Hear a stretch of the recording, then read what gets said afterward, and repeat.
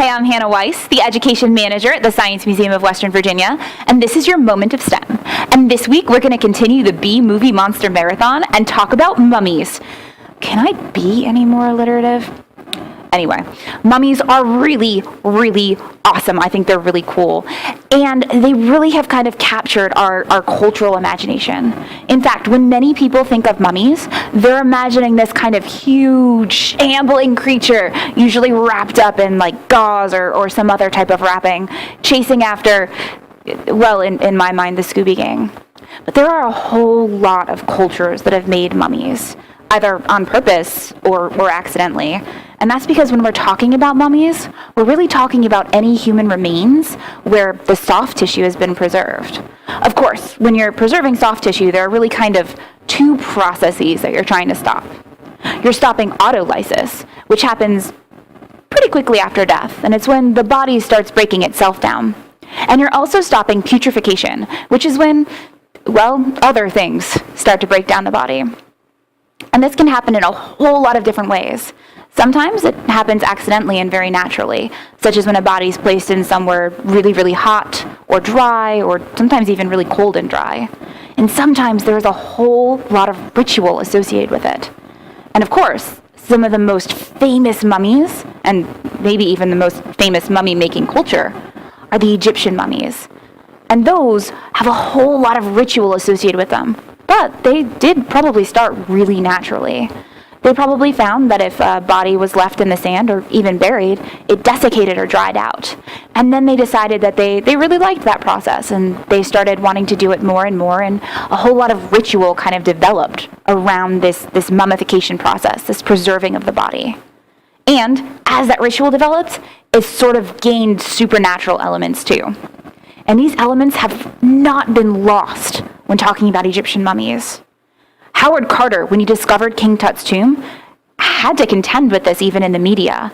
You see, when he opened up the tomb, the media sensationalized this idea of the mummy's curse, or the curse of the mummy. And it was really not helped by 11 members of the excavating team, or people associated with the excavating team, dying within 10 years of the tomb being opened.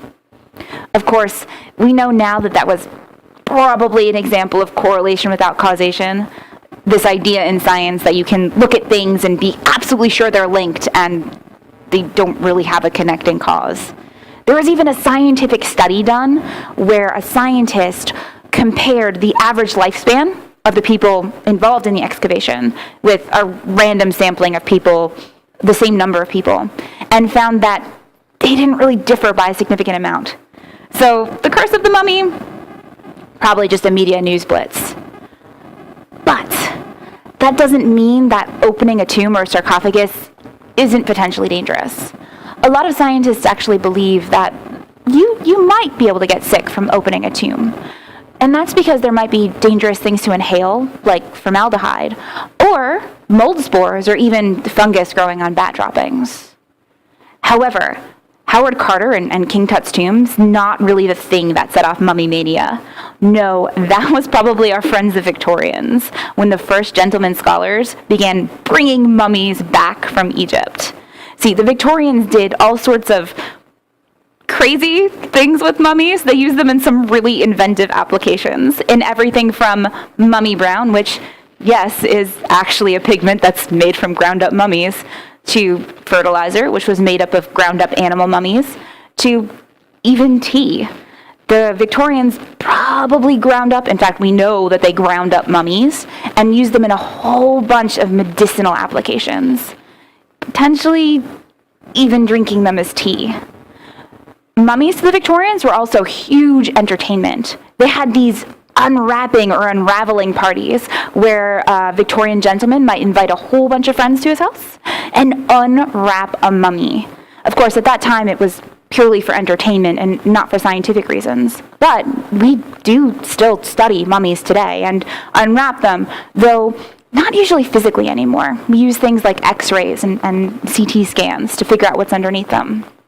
And that's because mummies can tell us a whole lot about the people who lived here before us.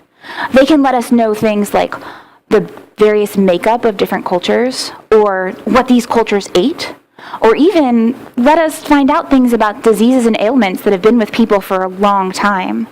Mummies, more than just being movie monsters, are incredibly important to modern science. And if you'd like to know more about the science that we talked about today, you can check out any of the links below. Other than that, I'm Hannah Weiss from the Science Museum of Western Virginia, and I think I want to reread the ingredients in my tea.